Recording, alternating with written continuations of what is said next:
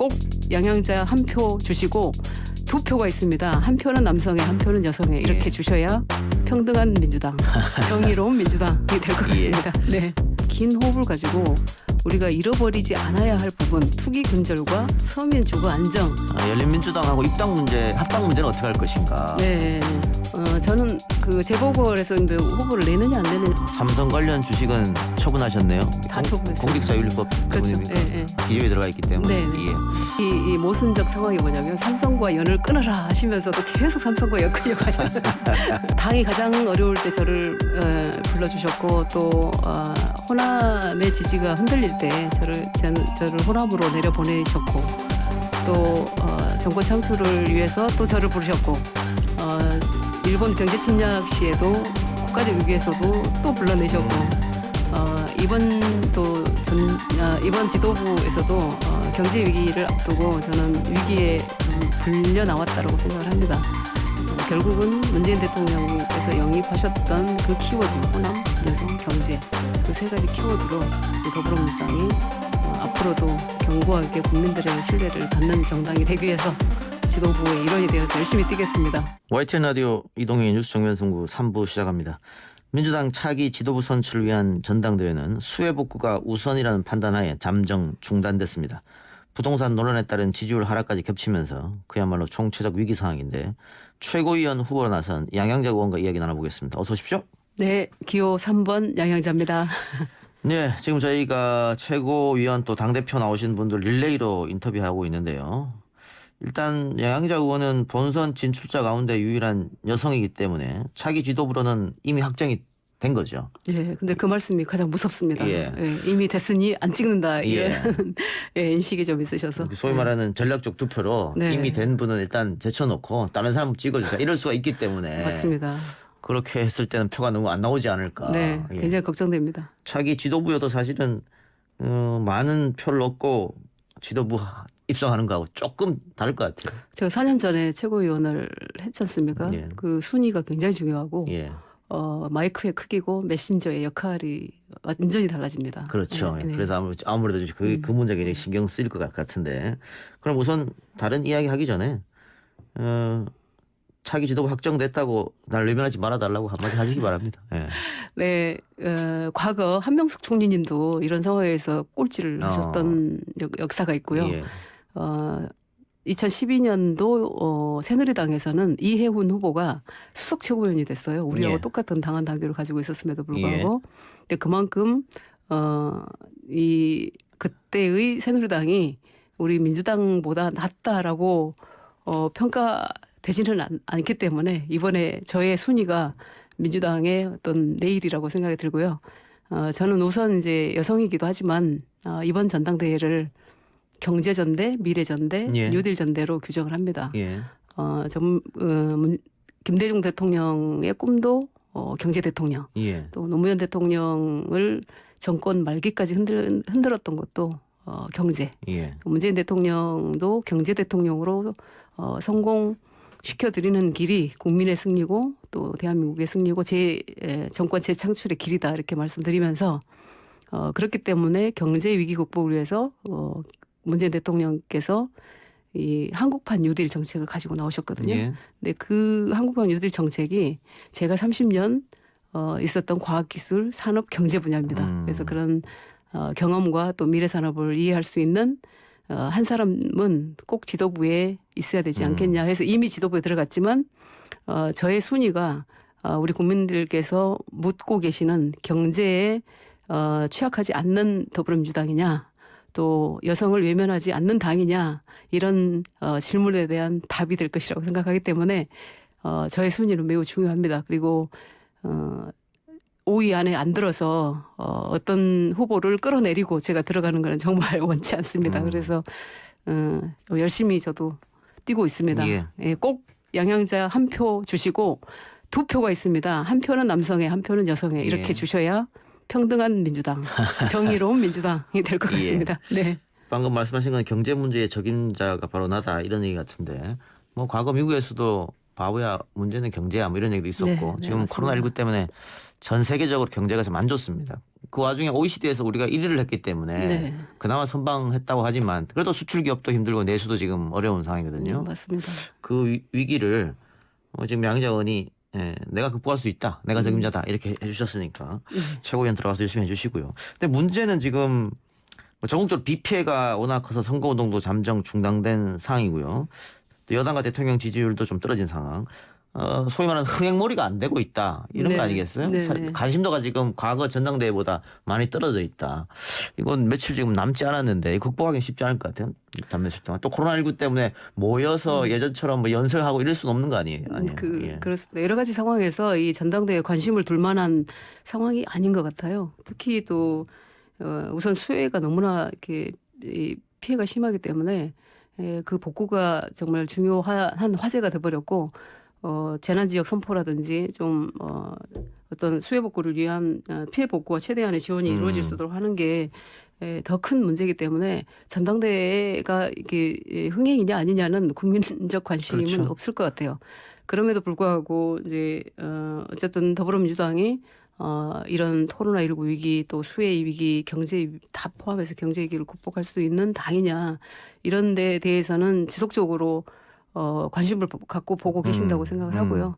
그래서 대표 후보 세 분도 아마 그런 메시지를 계속 내실 것 같고 이제 최고위원 후보 중에는 그런 메신저 역할을 할 수 있는 사람은 뭐 예. 기승전 양양자신이라고 예. 얘기하지만 저다 이렇게 얘기를 해드리고 싶습니다. 지금 뭐 네. 재난 상황이 너무 심각하기 때문에 벌써 4차 추경 얘기 나오더라고요. 그렇죠. 4차 추경하면 몇십 년 만에 처음 있는 일인데 근데 지금 4차 추경 문제는 야당에서도 딱히 반대는 하지 않을 것 같아요. 그렇습니다. 그렇다면 그 조금 빨리 시도해 본 거 좋지 않겠느냐.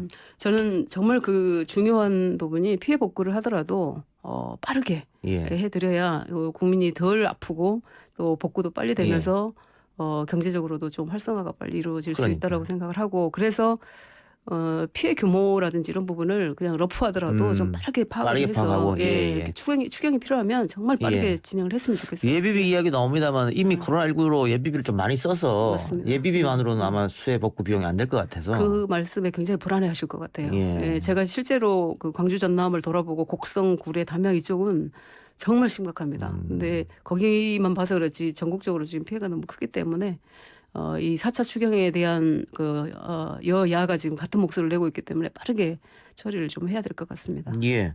최근에 미래통합당이 지지율 상승에 자신감을 좀 얻은 것 같아요. 그래서 뭐 그 이른바 태극기 집회에서 하고 있는 집회는 하지 않겠다, 합류하지 않겠다고 얘기했고 또 호남 지역으로 당 지도부가 내려갔습니다. 수해 피해를 그래, 입은 지역에. 이런 미래통합당의 행보에 대해서는 어떻게 보고 계십니까?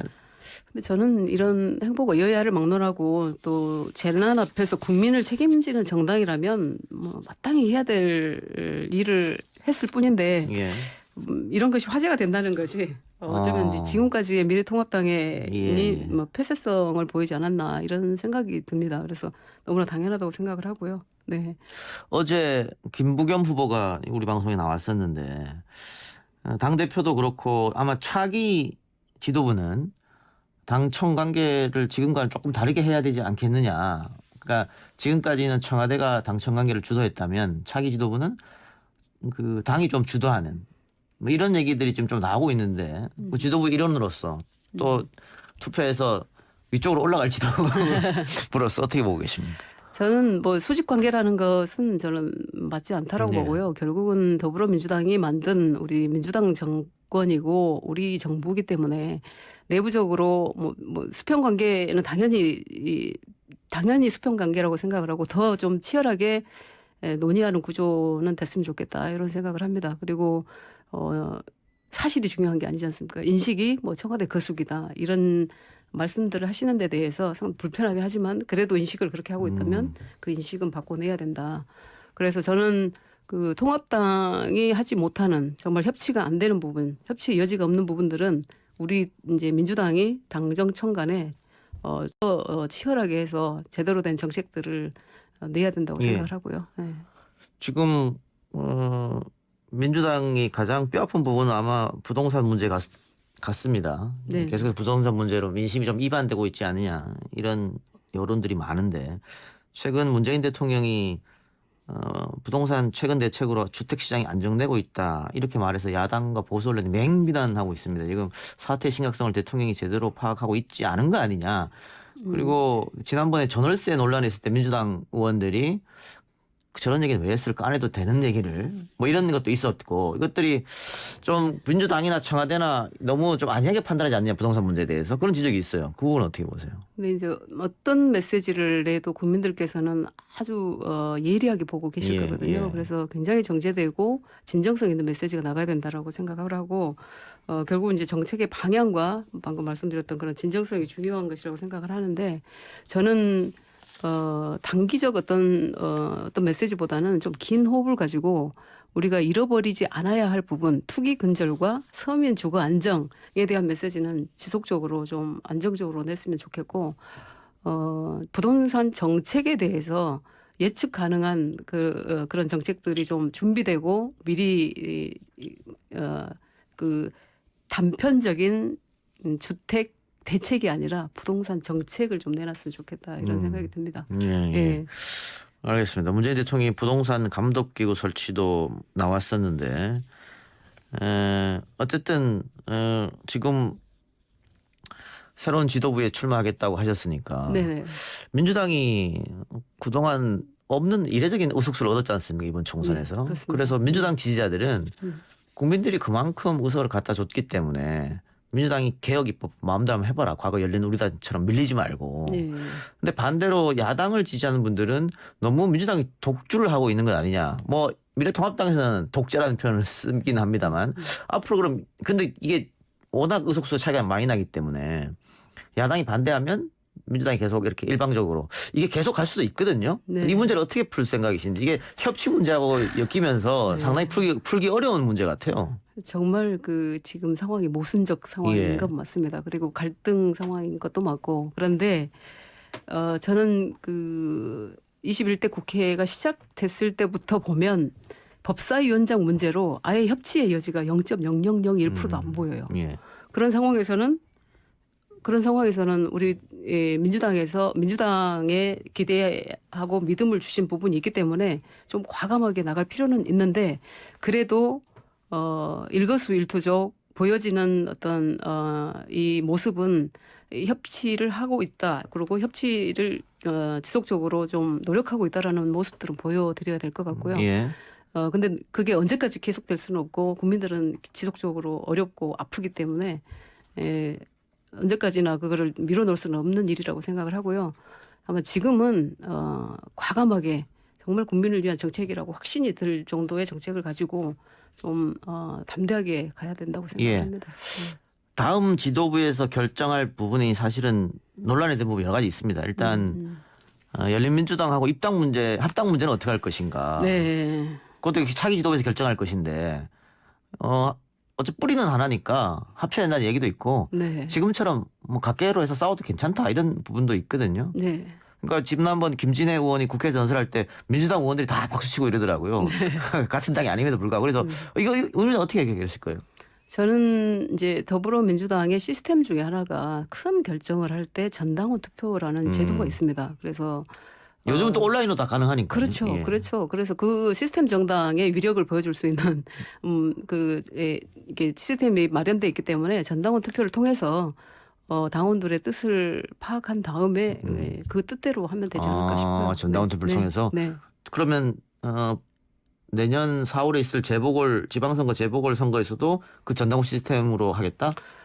저는 그 재보궐에서 후보를 내느냐 안 내느냐가 굉장히 첨예한 문제인데 저는 아무리 정당이라고 해도 유권자의 권리를 침해할 수는 없다. 이런 생각입니다. 그래서 정당은 후보를 내고 그 모든 것을 판단을 해서 유권자들께서는 표로 심판을 하실 거기 때문에 유권자의 권리는 저희는 존중해 드려야 된다 이렇게 생각을 하고 다만 그런 절차적 적법성을 우리가 갖기 위해서 전당원 투표 또 여러 가지 방법을 통해서 뭐 국민 여론조사도 마찬가지로 해볼 필요는 있고요.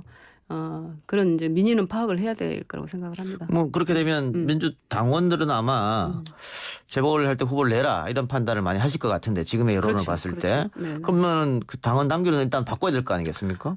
당원 당규를 저는 바꿔야 된다고 생각합니다. 좀 지금도 사실은 당원 당규의 그 문구가 어떻게 보면 해석하기 나름일 가능성도 그렇죠. 있거든요. 그래서 이거는 좀 선명하게 좀 바꿔야 된다. 모든 결정은 당원들의 뜻에 따른다라든지 그래서 당원 투표를 통해서 한다라든지 명확하게 좀 해놔야 될 것 같습니다. 예. 공수처 문제는 어떻습니까? 이것도 역시 차기 지도부가 결정해야 될 문제인 것 같아요. 지금 네. 왜냐면은 지금의 법률상으로는 미래통합당이 반대하면은 뭐 공수처장 추천이 안 되는 상황이니까. 네. 그런데 미래통합당에서는 헌재 판결을 보고하겠다. 근데 헌재 판결은 언제 날 줄 알고. 그러니까. 그러면 차기 지도부가 8월에 결정되는데 10월에 아마 국정감사가 있고 네. 그 뒤에는 뭔가 차기 지도부대에서 설득했는데 안 되더라. 그러면 법이라도 바꿔야겠다. 뭐 이런 게 네. 나와야 될 거 아니겠어요? 그렇죠. 그런 결정도 이제 그 어찌됐든 소통하고 협치해서 그 가능성을 봐야 되는데 지금으로서는 그 가능성이 보이지 않습니다. 그리고 물론 이제 더 소통의 노력들은 해야 될 것 같고 안 된다 그러면 민의를 보고 이 부분도 담대하게 처리를 해야 된다고 생각합니다. 근데 공수처까지 만일 그렇게 된다면은 이 또 보수 정당의 반발, 또 보수 주요 언론들의 반발 이것도 상당할 텐데 그거를 안고 갈 자신이 있습니까? 부담도 되실 텐데요. 그렇지만 이제 국민들께 보여지는 그 진정성과 예. 그동안의 공수처의 필요성에 대해서는 많은 국민들께서 정말 이게 찬성을 하고 계시기 때문에 저는 정말 국민들 보고 가야 된다고 생각을 합니다. 예. 네. 지금 기재위 소속이죠. 네. 삼성 관련 주식은 처분하셨네요. 다 처분했습니다. 공직자윤리법 그렇죠. 때문입니까? 예, 예. 기재위에 들어가 있기 때문에. 네, 네. 예. 지금 우리 보이는 라디오 또 듣는 라디오 팟빵 또 앱 여러 가지로 송출되고 있는데 예. 보이는 라디오에서는 양영자 의원 나왔다니까는 계속해서 삼성 관련 질문을 하고 있습니다. 네. 결국 삼성 출신이니까 친삼성 쪽으로 의정 활동하는 거 아니냐 이런 의혹에 대해서 이런 주장에 대해서 어떻게 반박하시겠습니까? 참 이 모순적 상황이 뭐냐면 삼성과 연을 끊어라 하시면서도 계속 삼성과 연 끊려고 하시는 이 부분이 참 패러독스입니다. 패러독스. 예. 그럼에도 불구하고 제가 삼성 출신인 것을 부정할 수는 없는 상황이기 때문에 예. 저는 삼성 출신임이 굉장히 자랑스럽고요. 예. 제가 기술 분야에서 일했던 것은 국가를 위해서 또 전 세계 인들을 위해서 중요한 일을 했다라고 생각을 합니다. 네. 방금 모순이라 그랬는데 사실 저희 같은 사람도 모순적인 건 많습니다. 삼성을 비판하다가도 친척이나 누가 삼성 입사했다, 아이고 잘 됐다 이렇게 하는 경우도 있으니까. 네. 알겠어. 그건 뭐 이런 오해는 어쨌든 양영자 의원은 삼성 출신이기 때문에 계속 안고 가야 되는 것이고 네. 그 의정 활동으로 좀 풀 수밖에 없는 그런 상황이네요. 네. 예, 그래요. 검찰 개혁 문제도 아까 잠깐 공수처 얘기하면서 했는데 이 언론 개혁 문제도 많이 특히 민주당 지지자들 사이에서는 이야기가 많이 도는 것 같습니다. 근데 검찰 개혁이야 시스템을 좀 바꾸면 되거든요. 법률을 네, 바꾼다든가 네. 또 경찰의 권한을 조금 더 주고 검찰 힘을 뺀다든가. 근데 언론 개혁은 어떻게 하겠느냐? 언론 개혁은 무슨 법으로 할 수 있는 게 아니지 않습니까? 맞습니다. 그래서 저는 이제 정치인들은 언론인 상대를 워낙 많이 하기 때문에 저는 늘 그렇게 얘기합니다. 언론인도 정치인도 결국은 국민들을 향해서 국민을 위한 일을 하고 있는 당사자들인데 정말 국민을 위한 일을 하자라고 말씀을 많이 드리고 있습니다. 근데 저도 언론이 정말 어려워요. 예. 예. 그리고 국민들은 언론을 통해서만 또 많이 그렇죠. 보시기 때문에 예. 정말 그 사실이나 진실이 중요한 게 아니고 이게 어떻게 인식되어지느냐고 언론에 어떻게 비춰지느냐가 굉장히 중요하더라고요. 근데 저는 언론도 진정성을 가지고 이렇게 대하고 정말 이 사람이 정치인으로서 사익이 아니라 공적 영역에서 제대로 일을 한다 그러면 언론도 제대로 봐주실 거라고 생각을 하고 결국은 저는 진정성이라고 생각을 예. 해요. 네. 대통령 지지율이 상당히 올라갔다가 총선이 끝나고 2달 만에 상당히 많이 또 빠졌습니다. 예. 민주당 지지율도 마찬가지고. 근데 지금 민주당이 최근에 큰 선거에서 4번 내리 이겼거든요. 예. 이런 일이 처음 있는 일인데. 근데 또 얼마 안 남겨두면 대통령 선거, 지방선거가 또 다가옵니다. 네. 그것도 연속으로 붙어 있습니다. 그 선거는. 네, 맞습니다. 지금 이 소위 말하는 민심 위반이 일시적인 현상일까? 아니면은 지속될 것인가? 민주당에서는 일시적인 현상이었으면 좋겠다고 생각할 텐데 어떻게 보세요? 그 부분에 대해서는 뭐 그 부동산 이런 것 때문에 또 수혜 문제 코로나 때문에 일시적으로 지금 빠지는 건지.